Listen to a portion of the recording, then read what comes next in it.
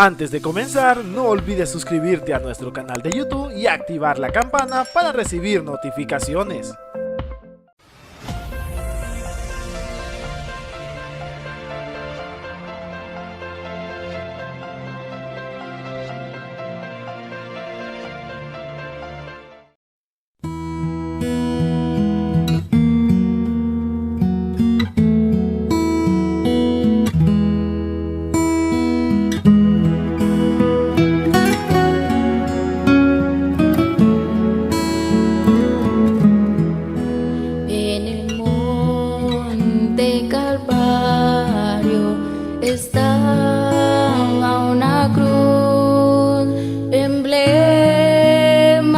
Afrenta y dolor, mas yo amo esa cruz donde murió mi Jesús por salvar al más vil pecador. Oh, yo siempre amaré esa cruz.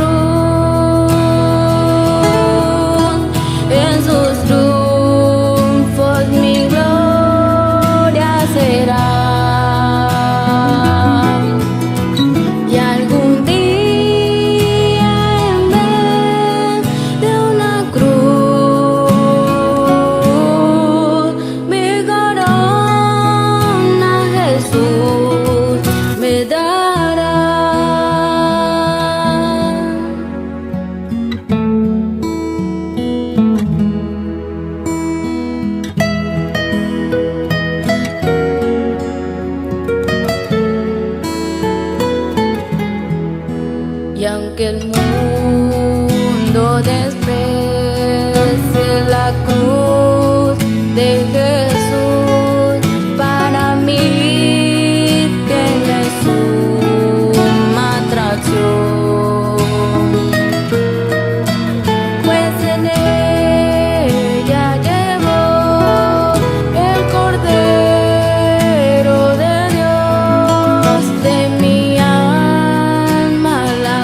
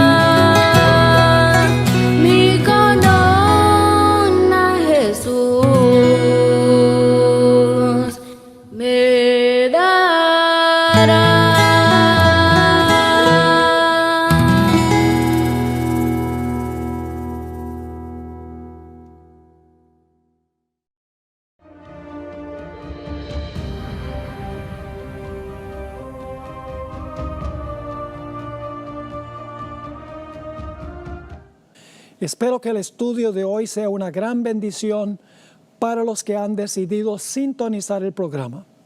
Antes de comenzar el tema titulado ¿Cómo sepultar los errores del pasado?, queremos pedir la bendición de Dios. Oremos. Padre Celestial, gracias te damos por el privilegio ahora que tenemos de abrir el libro que tú inspiraste por medio de tu Santo Espíritu. Pedimos, Señor, que ese mismo Espíritu se haga presente y nos explique las cosas que son útiles para nuestro diario caminar con el Señor Jesús. Gracias por la promesa de tu presencia. Reclamamos esa promesa en el nombre que es sobre todo nombre, el nombre de Jesús. Amén. Todos tenemos cosas que hemos pensado, dicho y hecho en nuestras vidas que quisiéramos que Dios borrara. En nuestro estudio de hoy vamos a estudiar 3 historias de la Biblia que ilustran cómo lograr borrar los errores del pasado. La primera historia que vamos a estudiar se encuentra en Segunda de Reyes, el capítulo 5. Es la famosa historia de Naamán el leproso. Lo que vamos a hacer es tomar la historia versículo por versículo y vamos a sustraer al final las lecciones que debemos sacar de esta historia. Vamos al versículo 1 de Segunda de Reyes 5. Naamán, general del ejército del rey de Siria, era varón grande delante de su señor, y lo tenía el Señor en alta estima, porque por medio de él había dado Jehová salvación a Siria. Era este hombre valeroso en extremo, pero leproso. Ahora, hay varios puntos que debemos recalcar en este primer versículo. En primer lugar, este hombre era un gentil, no era parte del pueblo escogido de Dios. Aunque veremos que al final de la historia se va a integrar como miembro de la familia de Dios, del pueblo escogido de Dios. También notamos en este versículo que este era un hombre de gran importancia humanamente hablando. Era general, se le llama grande, estaba en alta estima, valeroso en extremo. Es decir, tenía todas las de ganar. También notamos que a pesar de todas las ventajas que tenía este hombre grande, humanamente hablando, tenía un grave problema. Y ese problema era la lepra.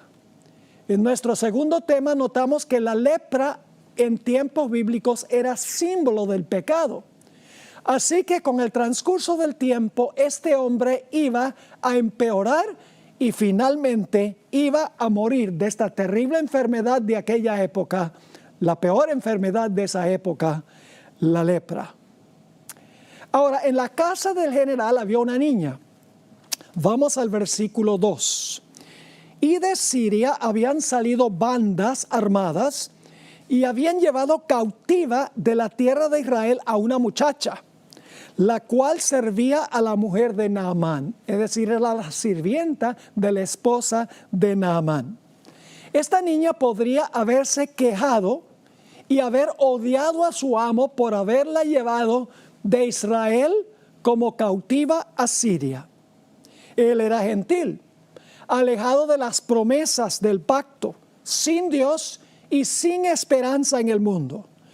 Pero la niña tenía pasión por la salvación de su amo, una pasión por las almas, y ella puso a Naamán en contacto con el varón de Dios que podía traer a través del poder de Dios sanidad. Es decir, la niña era una misionera cuyo propósito era poner a Naamán en contacto con el varón de Dios o con el ministro de Dios. Ahora vamos a los versículos 3 y 4. Esta dijo a su señora, la niña dice a la esposa de Naamán: si rogase mi señor al profeta que está en Samaria, él lo sanaría de su lepra. Y entonces Naamán va y visita a su señor, el rey de Siria. Versículo 4. Y entrando Naamán a su señor, le relató diciendo: así y así ha dicho una muchacha que es de la tierra de Israel. Y parece que el rey apreciaba mucho a Naamán. Naamán era un general leal al rey. Así que el rey de Siria le dice, ve. Noten el versículo 5. Y le dijo el rey de Siria, anda, ve, y yo enviaré cartas al rey de Israel. Salió pues él, ahora fíjense lo que lleva con él, llevando consigo 10 talentos de plata y 6,000 piezas de oro y 10 mudas de vestidos. Es decir, tenía muchísimo que iba a llevar a Eliseo para pagarle a Eliseo para que le trajera sanidad. Ahora, de Siria a donde estaba el profeta Eliseo en Samaria, había que viajar aproximadamente 50 kilómetros de distancia. Así que este hombre, este general, estaba haciendo un gran sacrificio porque estaba viajando para que un individuo de una nación enemiga lo sanara de su lepra. Y él pensaba que podía comprar la sanidad con todo lo que tenía. Vamos al versículo 6. Tomó también cartas para el rey de Israel, que decían así, es decir, el rey de Siria mandó cartas al rey de Israel. Cuando lleguen a ti estas cartas, sabe por ellas que yo envío a mi siervo Naamán, para que los sanes de su lepra. Es decir, el rey de Siria le manda decir al rey de Israel, yo lo estoy mandando para que tú sanes la lepra de él. Oh, el rey rasgó sus vestidos, se preocupó muchísimo porque él sabía que no tenía poder para sanar a Naamán. Versículo 7. Luego que el rey de Israel leyó las cartas, rasgó sus vestidos y dijo, ¿soy yo Dios que mate y dé vida? Obviamente se consideraba que Naamán era hombre muerto en vida, porque el rey está diciendo, ¿soy yo Dios que mate y dé vida? Para que éste envíe a mí a que sane un hombre de su lepra. Considerad ahora y ved cómo busca ocasión contra mí. Es decir, estaba buscando la forma de guerrear, una excusa para guerrear en contra de Israel. Es decir, Naamán estaba muerto en vida. Y encontramos que el rey de Israel dice, yo no puedo dar vida. Es imposible. La lepra es incurable. Solo Dios podría sanar esta lepra. Vamos al versículo 8. Cuando Eliseo, el varón de Dios, oyó que el rey de Israel había rasgado sus vestidos, envió a decir al rey, ¿por qué te has rasgado tus vestidos? Venga ahora a mí y sabrá que hay profeta en Israel. Así que ahora entra en perspectiva el varón de Dios, aquel del cual había hablado la niña sirvienta en la casa de Naamán. Así que dice en el versículo 8, cuando Eliseo, el varón de Dios, oyó que el rey de Israel había rasgado sus vestidos, envió a decir al rey, ¿por qué has rasgado tus vestidos? Venga ahora a mí y sabrá que hay profeta en Israel. Ahora el leproso va a estar en contacto, no directamente al principio, con el varón o el ministro de Dios. Vamos al versículo 9. Y vino Naamán con sus caballos y con su carro y se paró a las puertas de la casa de Eliseo. Quería impresionar al profeta con su grandeza. Por eso viene con caballos y con su carro. Y él dice, ciertamente el profeta va a verme favorablemente cuando vea mi exhibición de poder. Vamos al versículo 10. Entonces Eliseo, que es el varón de Dios, que es el ministro de Dios, le envió un mensajero diciendo, ve y lávate 7 veces en el Jordán, y tu carne se te restaurará y serás limpio. No olviden las palabras, lávate y limpio, que aparecen varias veces en esta historia y luego las vamos a encontrar más adelante en el Nuevo Testamento. Ahora, es interesante notar que el número 7 en la Biblia representa plenitud o totalidad. Algunos dicen perfección, está bien, perfección también. Por ejemplo, tomó 7 días para completar la creación. Se ofrecían 7 gotas de sangre para purificar completamente el santuario. Además de eso, los ejércitos de Israel dieron 7 vueltas a Jericó para que la ciudad fuera plenamente destruida. Los jóvenes en Babilonia fueron echados a un horno que había sido calentado 7 veces más, es decir, al máximo, a su plenitud. En Apocalipsis, las 7 iglesias representan la totalidad de la historia de la iglesia desde los tiempos apostólicos. 7 cuernos que tiene Jesús sobre su cabeza representa poder pleno y completo. 7 ojos que se presenta a Jesús simbólicamente representan plenitud o totalidad de sabiduría. 7 plagas representan la totalidad de la ira de Dios. Los 7 sellos, nuevamente la historia de la iglesia, al igual que las trompetas, desde los tiempos apostólicos hasta el fin de la historia. El número 7 representa plenitud o totalidad. Y se le dice a Naamán: zambúllate 7 veces en las aguas del río Jordán. No le gustó mucho el asunto a Naamán. Dicen los versículos 11 y 12 lo siguiente: y Naamán se fue enojado, diciendo: he aquí yo decía para mí, saldrá él luego, y estando en pie, invocará el nombre de Jehová su Dios, es decir, Jehová el Dios de Eliseo, y alzará su mano y tocará el lugar y sanará la lepra. Así que no le gustó, en primer lugar, porque Eliseo no salió a hablar con él, sino que mandó un mensajero. Luego dice: no me gusta la idea que está dando Eliseo de cómo se puede sanar la lepra. Y luego se queja y dice: ese Jordán, ese río está lleno de barro, ese río es sucio, en mi tierra hay ríos mucho mejores. Terminemos de leer el versículo 11 y 12. Y Naamán se fue enojado diciendo: he aquí yo decía para mí, saldrá él luego, y estando en pie invocará el nombre de Jehová su Dios, y alzará su mano y tocará el lugar y sanará la lepra. Habana y Farfar, ríos de Damasco, ¿no son mejores que todas las aguas de Israel? Si me lavare, noten otra vez las palabras claves, si me lavare en ellos, no seré también, a otra palabra clave, no seré también limpio. Y se fue, y volvió, y se fue enojado. El general pensaba dentro de sí: ¿acaso este varón de Israel no sabe quién soy yo? Yo soy el general de las tropas de Siria, y yo me merezco respeto. Era orgulloso, y Eliseo había herido su orgullo. Primero, insultó a Naamán porque le dijo que tenía que echarse ese viaje de 50 kilómetros para pedirle un favor a uno de sus súbditos. Luego el varón de Dios ni siquiera salió a recibirlo, mandó a un mensajero.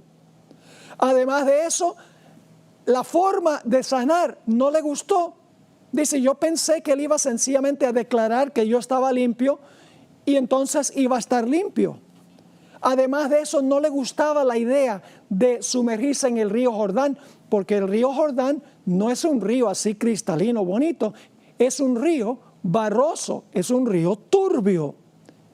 Además de eso, tendría que viajar, ahora escuchen bien, no solamente tendría que viajar los 50 kilómetros hasta donde estaba Eliseo, sino para ir al Jordán hubiera tenido que viajar 60 kilómetros más para ir a bañarse ahí en el río Jordán, saliendo desde Samaria. Naamán tenía que cumplir con la ceremonia que le dijo el varón de Dios. No había opción. Tenía que sumergirse, y si no, no iba a ser sano. Ahora ustedes notan también en estos versículos que acabé de leer que para este punto en la historia, el Dios de Eliseo no era el Dios de Naamán. Porque Naamán dijo, yo pensé que él iba a clamar a su Dios para que me sanara. Es decir, no era el Dios de Israel, el Dios de Naamán. Nuevamente las palabras claves son lavar y limpio. Vamos al versículo 13. Mas sus criados se le acercaron y le hablaron diciendo, ahora le van a hablar a Naamán, Padre mío, si el profeta te mandara alguna gran cosa, ¿no la harías? ¿Cuánto más diciéndote, lávate, aquí vienen las palabras claves otra vez, lávate y serás limpio? Y ahora cambia la actitud de Naamán. Ahora el hombre orgulloso se torna humilde. Tuvo fe de que si hacía lo que decía el ministro de Dios, el varón de Dios, iba a quedar limpio de esa enfermedad terrible de su lepra, con tal que cumpliera el mandato de Dios a través de su ministro de que debía sumergirse 7 veces en las aguas del Jordán. Así que en el versículo 14 encontramos, podríamos decir, el bautismo de Naamán. Dice ahí en el versículo 14, él entonces descendió y se zambulló. ¿No se echó un poquito de agua en la cabeza? No. Dice, se zambulló 7 veces en el Jordán. Yo me imagino cómo habrá sido esto. Se sumerge una vez, sale leproso. 2 veces, leproso. 3 veces, leproso. 4 veces, leproso. Y sin embargo, él ahora tenía fe de que lo que había dicho el varón de Dios, el ministro de Dios, se iba a cumplir. Así que dice, él entonces descendió y se zambulló 7 veces en el Jordán, conforme a la palabra del varón de Dios. Y ahora escuchen esto. Y su carne se volvió como la carne de un niño y quedó limpio. No como la carne de un viejo que él era, sino como la carne de un niño, y dice quedó limpio. Porque obedeció el mandato del varón de Dios, del ministro de Dios.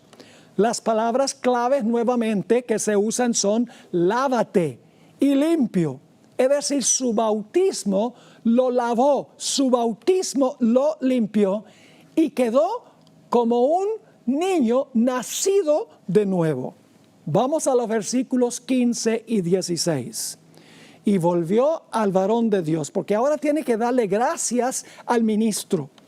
Y volvió al varón de Dios, él y toda su compañía.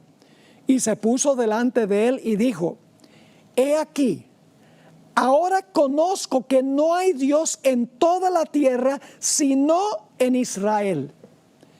Ahora él dice, ahora yo sé que hay un solo Dios. No hay muchos dioses como yo creía antes. Ahora hay un solo Dios y es el Dios de Israel. Sigue diciendo, te ruego, le dice a Eliseo, que recibas algún presente de tu siervo. Mas él dijo, vive Jehová, en cuya presencia estoy, que no lo aceptaré. Y le instaba que aceptara alguna cosa, pero él no quiso. Mis queridos amigos y hermanos, uno no tiene por qué tener que pagar por bautismos, por matrimonios, por funerales y otras funciones de la iglesia. Eso debe ser absolutamente gratuito. Por eso es que Eliseo, el varón de Dios, el ministro de Dios, rechazó el pago por lo que había ocurrido, porque la salvación no se paga, la salvación es gratuita. Y ahora este hombre llegó a ser miembro de la familia de Dios, miembro del verdadero pueblo de Dios, el pueblo de Israel. Después de su bautismo se integró, en otras palabras, al pueblo escogido de Dios. Se hizo miembro de la iglesia, podríamos decir. Ahora vamos al versículo 17. Entonces Naamán dijo, te ruego pues, ahora viene algo muy extraño. Te ruego pues, de esta tierra no se dará a tu siervo la carga un par de mulas. ¿Qué es lo que está diciendo aquí Naamán?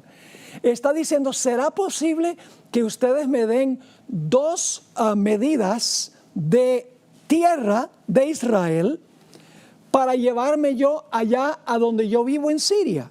Qué cosa tan extraña. Nuevamente el versículo 18. Versículo 17. Entonces Naamán dijo, te ruego pues, de esta tierra no se dará a tu siervo la carga un par de mulas, porque de aquí en adelante tu siervo no sacrificará holocausto, ni ofrecerá sacrificio a otros dioses, sino a Jehová. Ahora, ¿por qué Naamán quería llevarse 2 cargas de mula de tierra de Israel a su tierra? Sencillamente porque él quería adorar al Dios de Israel, pero vivía en Siria. Así que tomó de la tierra de Israel para esparcirla en Siria, para así poder adorar a Dios en tierra santa. Él estaba recién comenzando su experiencia con el Señor, pero él dice, yo voy a llevar tierra de Israel porque esa tierra es santa, y entonces voy a esparcir esa tierra en Siria, a donde yo vivo, y entonces yo voy a adorar a Jehová, voy a sacrificarle a Jehová allí. Y luego en el versículo 18 tenemos las siguientes palabras. En esto perdone Jehová a tu siervo. Porque él tiene ahora que volver a hablar con el rey. Y el rey todavía era idólatra. En esto perdone Jehová a su siervo, que cuando mi señor el rey entrare en el templo de Rimón para adorar en él y se apoye sobre mi brazo, da la impresión de que el rey ya era de edad, era viejo o estaba enfermo, y se apoyare sobre mi brazo, si yo también me inclinare en el templo de Rimón, cuando haga tal, Jehová perdone en esto a tu siervo. Es decir, yo no voy a estar adorando al Dios Rimón, pero voy a estar con el rey apoyándolo para que no se caiga allí. Y luego tenemos en el versículo 19, y le dijo, ve en paz. Se fue pues y caminó como media legua de tierra. Indudablemente la curación de este hombre fue un poderoso testimonio a los soldados que estaban con él. Y cuando volvió a Siria, y ahí estaban todas las tropas que este general dirigía, indudablemente quedaron impresionados al ver a Naamán completamente limpio de la lepra. Es decir, él fue un testigo de lo que Dios había hecho con él. Pero la historia no termina allí. Había un individuo que pertenecía al pueblo de Israel, pertenecía al pueblo escogido, pero era codicioso, era avaro, se llamaba Giezi. Y este hombre, y no voy a terminar de leer todo el capítulo porque voy a resumirles la historia de este miembro de la iglesia, él era un hombre que dio mal testimonio. Indudablemente para Naamán, era muy decepcionante ver a este individuo recibir los regalos que Eliseo había rechazado. Esto nos enseña una lección. Y es cuando una persona se bautiza y se integra a la iglesia, no le presten atención a los que están haciendo los demás que pertenecen a la iglesia, porque muchas veces nos pueden decepcionar. Fije los ojos única y exclusivamente en Cristo Jesús. Giezi dio mal testimonio, pero Naamán permaneció fiel a Dios. Vamos entonces a resumir lo que tenemos de esta historia y aplicarlo. Todos tenemos la lepra del pecado. Podemos tener poder, fama, reputación, grandeza y popularidad, pero de nada nos vale si estamos infectados con la enfermedad de la lepra del pecado. Y luego alguien se pone en contacto con nosotros y nos pone en contacto con un ministro, con un varón de Dios. Saben que es muy interesante cuando yo voy a la República Dominicana, los pastores allá tienen la costumbre de decir, ¿cómo está, varón? porque el ministro es el varón de Dios. Así que alguien en la iglesia pone a una persona en contacto con el varón o con el ministro de Dios. Y luego el ministro de Dios le dice a la persona qué es lo que tiene que hacer para curarse de la lepra. El varón de Dios no puede decidir por la persona tiene que decidir si ellos van a seguir la prescripción que el ministro o el varón de Dios les está dando. No podemos comprar la sanidad del pecado. Eso solamente puede venir a través de un milagro de Dios. Pero antes de que nosotros pasemos por la etapa del bautismo, tenemos por la gracia de Dios que vencer el orgullo y no dar excusas para no sumergirnos en las aguas del bautismo. Además de eso, tenemos que tener fe de que cuando nos bautizamos, Dios va a cumplir su palabra y nos va a limpiar completamente del pecado. Dios no nos pide gran cosa. Sencillamente nos dice que debemos tener fe y bautizarnos y Él va a lavarnos de la lepra. No es suficiente creer. Es necesario cumplir el otro paso y es bautizarse en las aguas. Y el bautismo es por inmersión. Dice que Naamán se sumergió en las aguas, se zambulló en las aguas.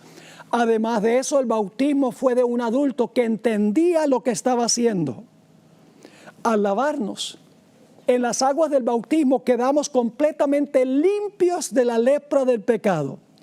Llegamos a ser miembros de la iglesia del Señor, miembros del pueblo escogido. Y ahora servimos a un solo Dios y no a otros dioses. Tremenda lección nos enseña esa historia en cuanto a la importancia del bautismo. Ahora vamos a nuestra segunda historia, que se encuentra en Hechos 8 y solamente vamos a estudiar la porción desde el versículo 26 hasta el versículo 40. Es la experiencia de Felipe el evangelista y el etíope. Vamos a empezar en el versículo 26.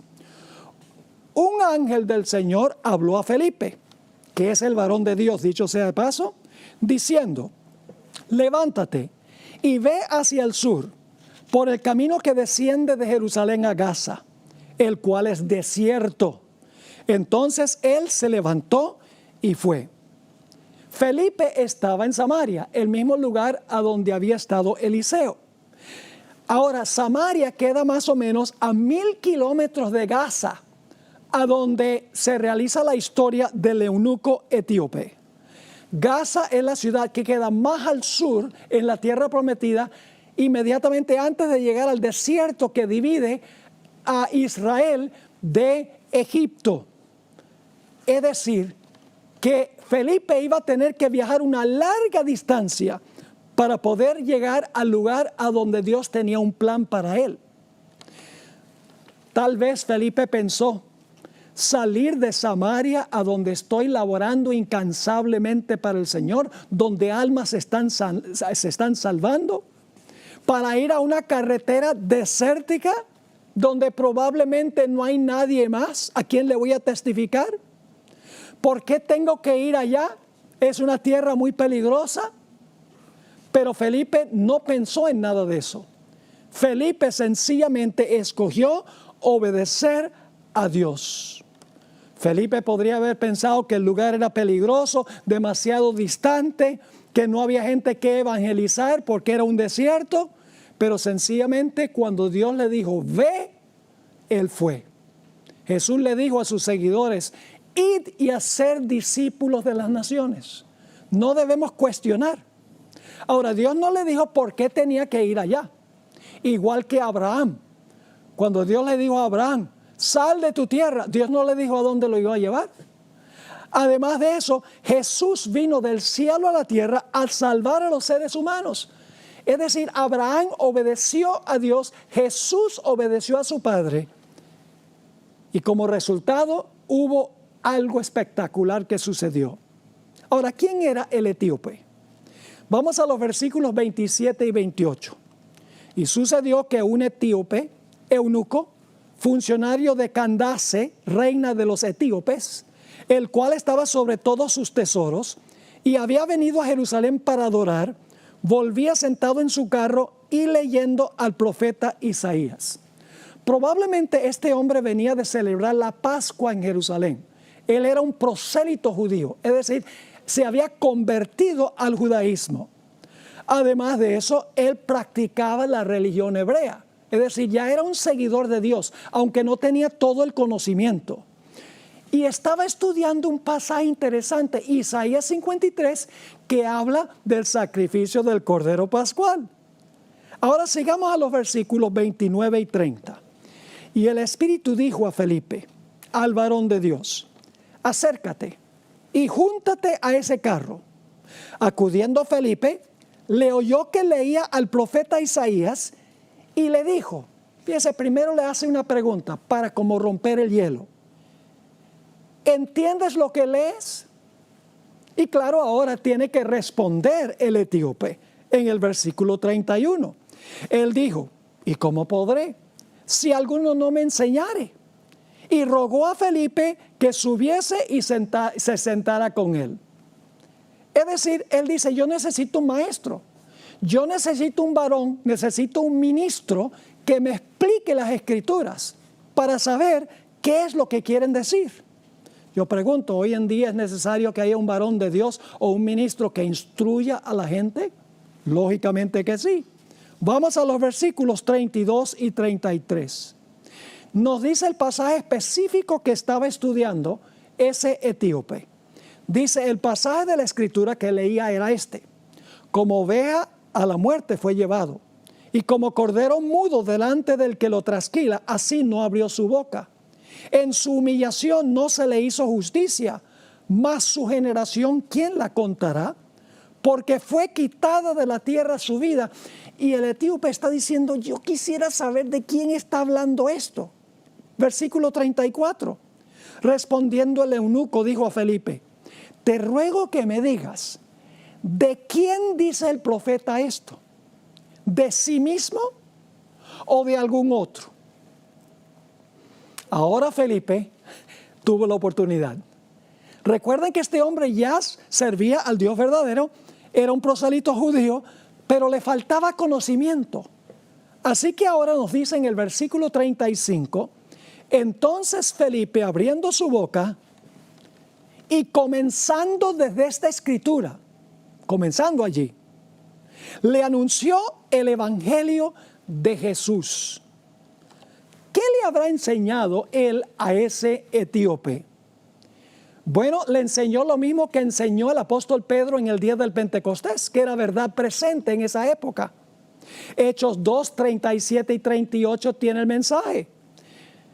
Cuando el apóstol Pedro predicó su sermón, los que estaban presentes vinieron y le dijeron a Pedro, ¿qué tenemos que hacer? Leamos el versículo 37 de Hechos 2.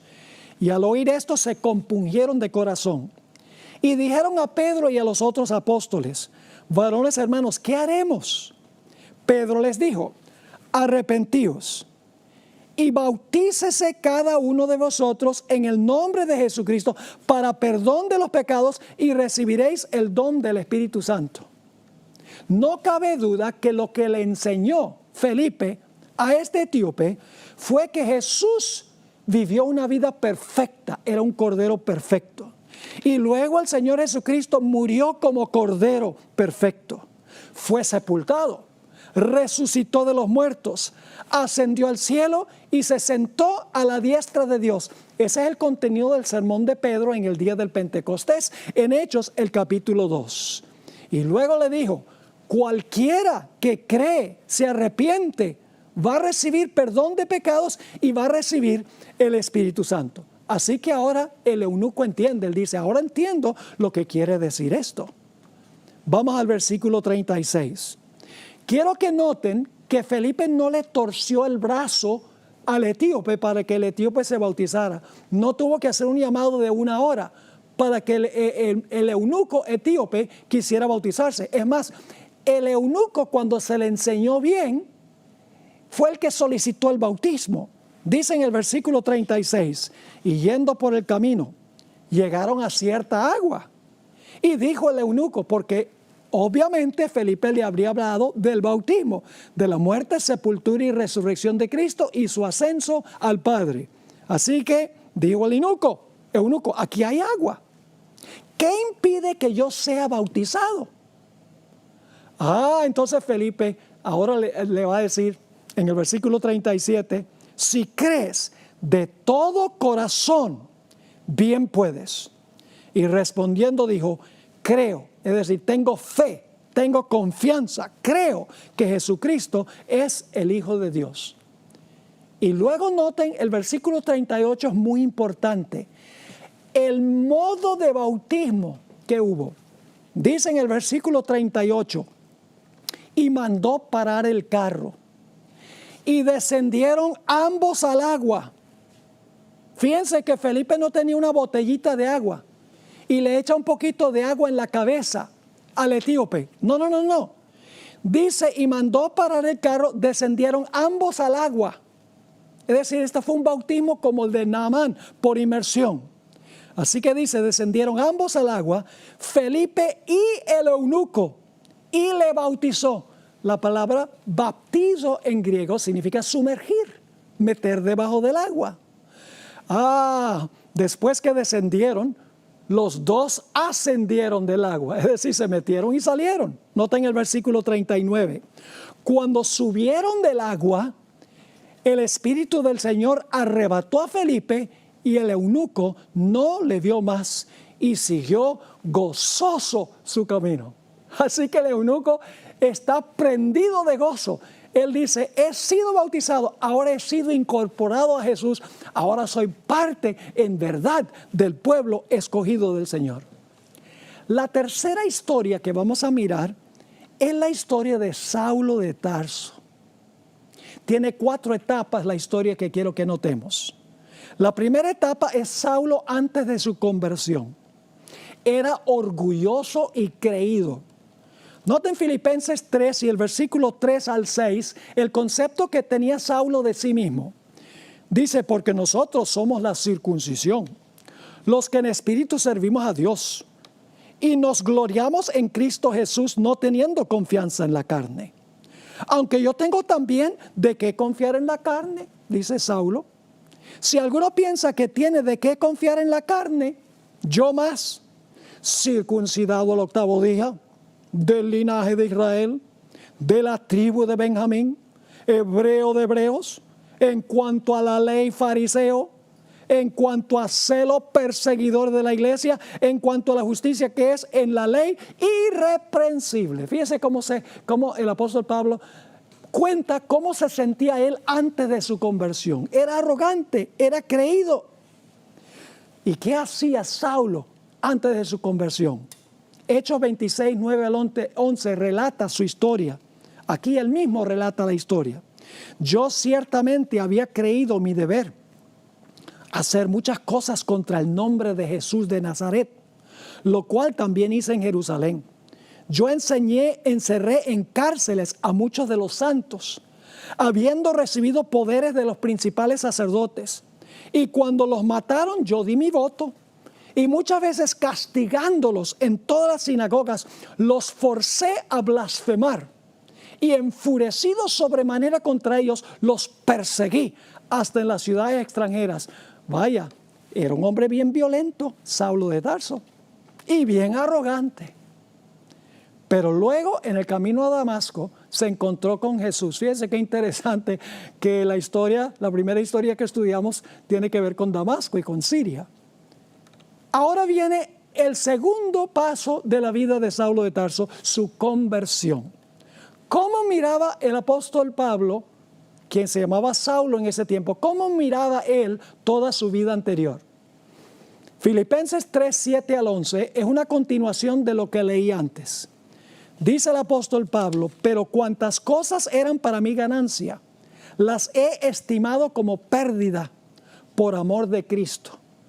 Y ciertamente aún estimo todas las cosas como pérdida por la excelencia del conocimiento de Cristo Jesús mi Señor, por amor del cual lo he perdido todo y lo tengo por basura para ganar a Cristo y ser hallado en Él, no teniendo mi propia justicia que es por la ley, sino la que es por la fe de Cristo, la justicia que es de Dios por la fe, a fin de conocerle y el poder de su resurrección y la participación de sus padecimientos, llegando a ser semejante a Él en su muerte, si en alguna manera llegase a la resurrección de entre los muertos.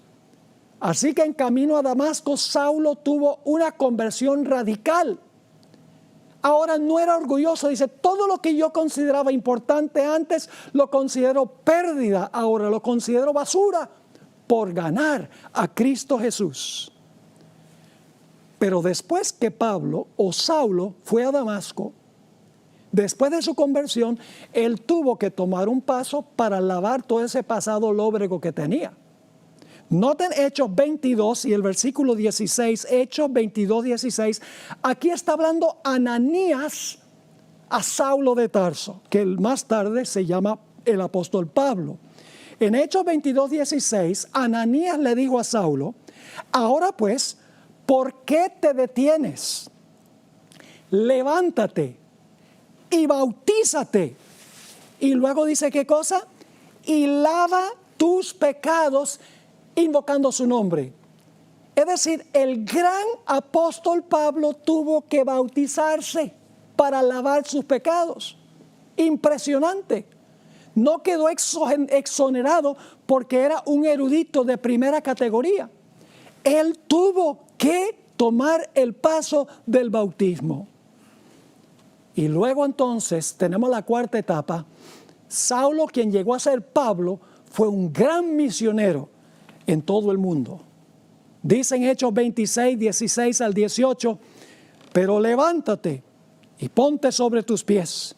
Aquí Dios le está hablando a Saulo, porque para esto he aparecido a ti, para ponerte por ministro y testigo de las cosas que has visto y de aquellas en que me apareceré a ti, librándote de tu pueblo y de los gentiles, a quienes ahora te envío, para que abras sus ojos, para que se conviertan de las tinieblas a la luz y de la potestad de Satanás a Dios, para que reciban por la fe que es en mí perdón de pecados y herencia entre los santificados. Saulo de Tarso tuvo que bautizarse para lavar todo ese lóbrego pasado que él tenía. Muchos perseguidos, mandó a blasfemar a otros, mandó a matar a otros, era arrogante, se consideraba mejor que los demás. Todo eso fue necesario lavarlo y fue lavado en las aguas del bautismo.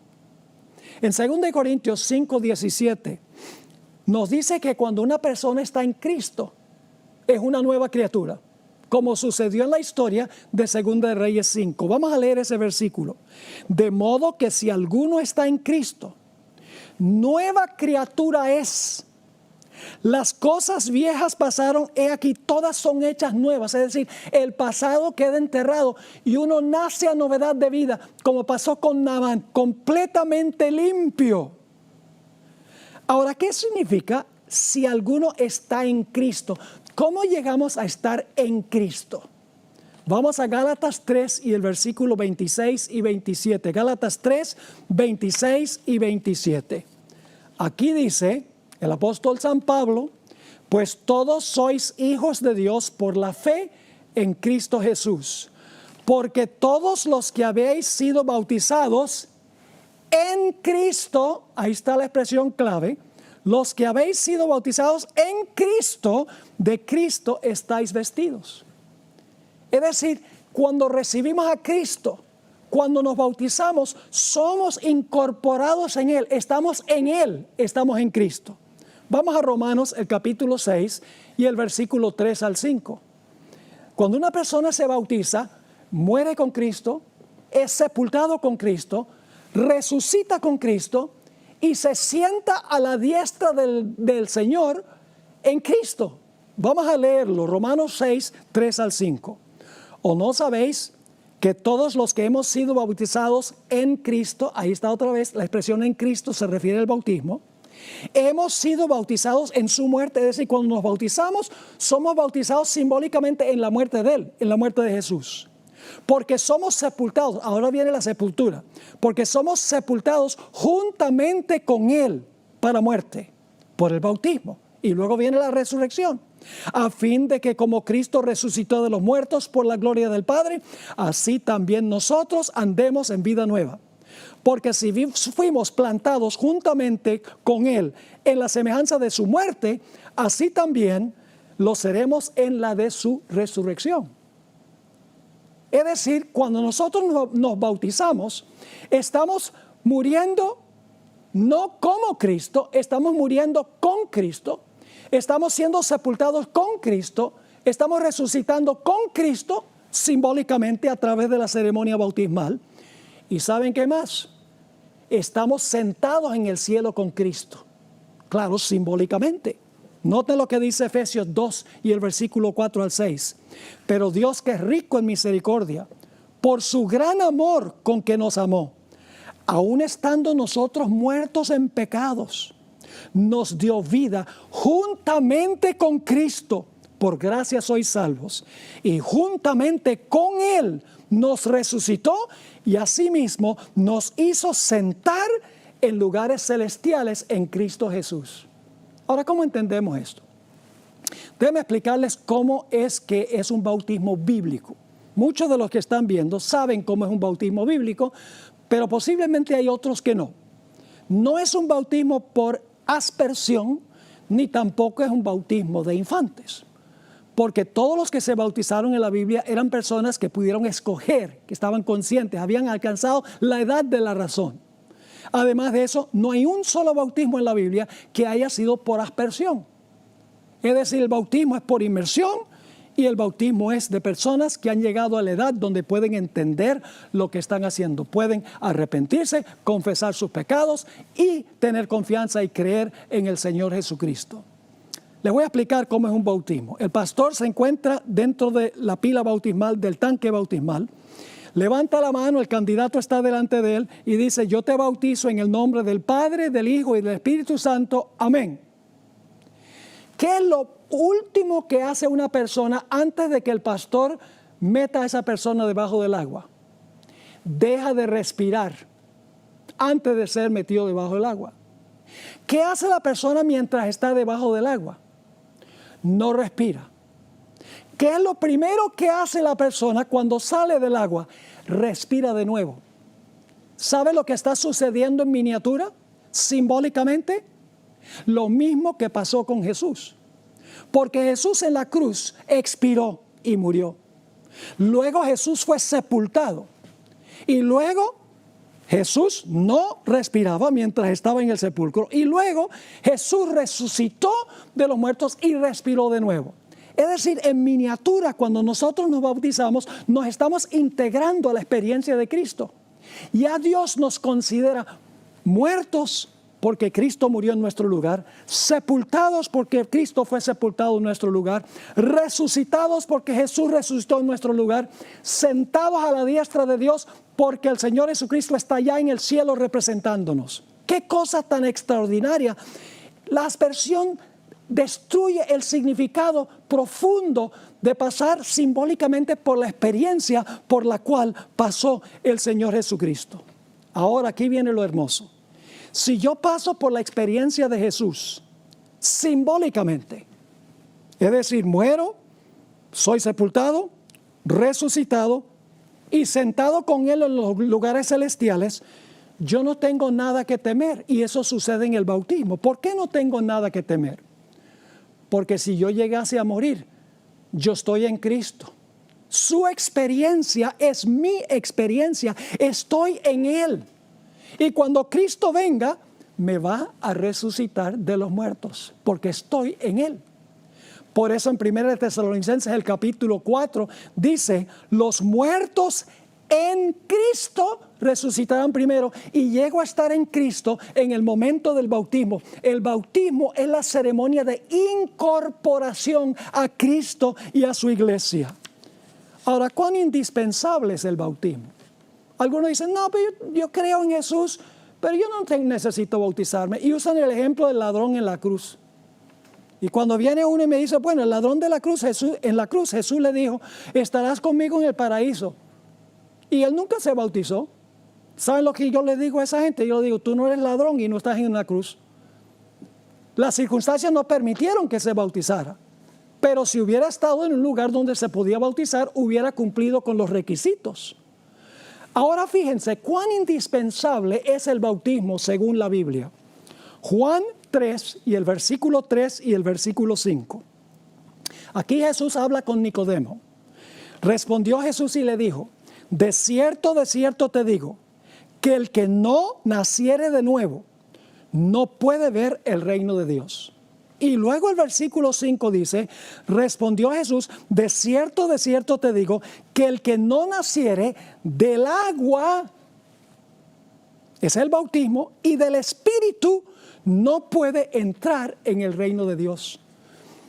Marcos el capítulo 16 y el versículo 15 y 16 lo dice categóricamente, que yo tengo que bautizarme para estar incluido, para estar en Jesús, para incorporarme en Jesús, para que su experiencia cuente como la mía.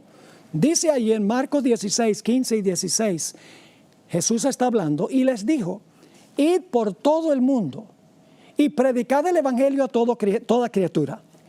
El que creyere y fuere bautizado será salvo, mas el que no creyere será condenado.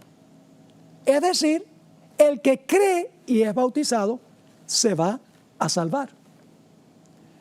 Ahora, para terminar, quiero volver a la historia de Saulo de Tarso.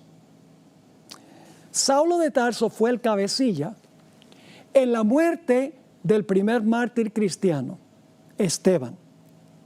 Él estaba instigando a la muchedumbre para que la muchedumbre le tirara piedras a Esteban. Terrible eso. Estoy seguro que durante toda su vida el apóstol Pablo le recriminó su conciencia por lo que él había hecho con este hombre santo, con Esteban. Saulo de Tarso fue el cabecilla en este asunto.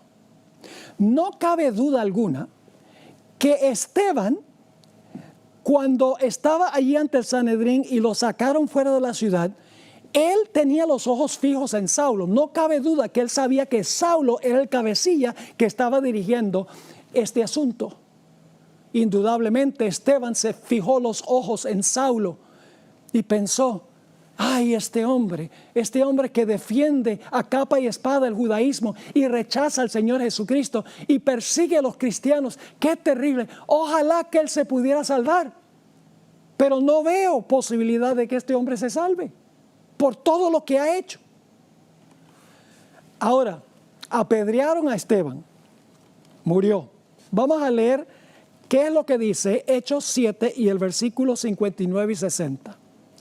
Y apedreaban a Esteban, mientras él invocaba y decía, Señor Jesús, recibe mi espíritu. Versículo 60. Y puesto de rodillas clamó a gran voz, Señor, no les tomes en cuenta este pecado. Y esta es la parte que más me gusta. Y habiendo dicho esto, durmió. Durmió sin saber lo que iba a pasar con Saulo de Tarso. Lo último que vio Esteban fue Saulo de Tarso, el perseguidor, el que hacía blasfemar a la gente contra Jesús. En ese momento él no sabía que Saulo de Tarso iba a convertirse al Señor e iba a ser el gran evangelista que iba a alcanzar no solo miles, sino millones en persona y a través de sus escritos. Me gusta pensar, ¿cómo será ese día cuando se encuentren Saulo de Tarso o el apóstol Pablo con Esteban? Permítame dramatizarlo para que podamos entender el momento emocionante. Me da tanta emoción nada más contarlo. Imagínense que Esteban está caminando por la calle de Oro en una dirección y el apóstol Pablo viene de la otra dirección. Pablo viene de una dirección y Esteban de la otra dirección, después de la resurrección. Y de repente Esteban ve a Saulo o el apóstol Pablo. ¿Y qué le dice? Canalla, sinvergüenza, ¿qué estás haciendo tú aquí? No, eso no es lo que dice.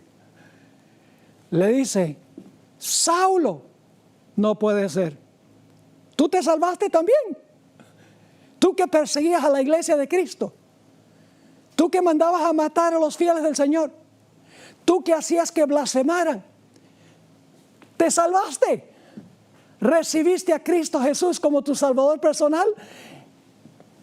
Y el apóstol Pablo va a decir, sí, Esteban. Y sabes que una de las razones por las cuales estoy aquí fue por ese sermón que tú predicaste en Hechos 7 que llevó a tu apedreamiento. Yo sabía, va a decir el apóstol Pablo, que tú tenías razón y que yo estaba mal. Pero me fui a perseguir después para callar mi conciencia. Gracias, Esteban, por ese sermón.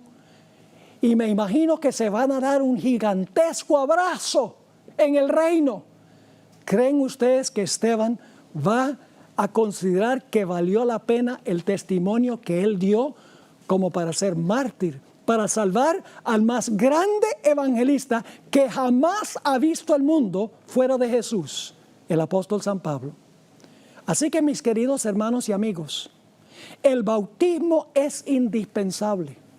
Es una forma de borrar los errores del pasado para que Dios nos mire en Jesús, para que Dios nos considere como si nunca hubiéramos pecado, porque el Padre ve a Jesús, el Padre no nos ve a nosotros.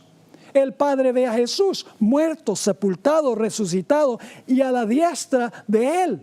Y nosotros en Él simbólicamente pasamos por esta experiencia y algún día muy pronto aquellos que se hayan integrado al pueblo de Dios podrán entonces, si mueren, resucitar de los muertos, ir al cielo físicamente y sentarse con Jesús y vivir en ese mundo a donde no habrá jamás muerte. Que esa sea nuestra experiencia. Hemos llegado al final del programa del día de hoy, pero antes de despedirnos queremos invitarte a seguirnos en todas nuestras redes sociales, compartirlas con todos tus amigos. Recuerda buscarnos como Red Gala Estéreo.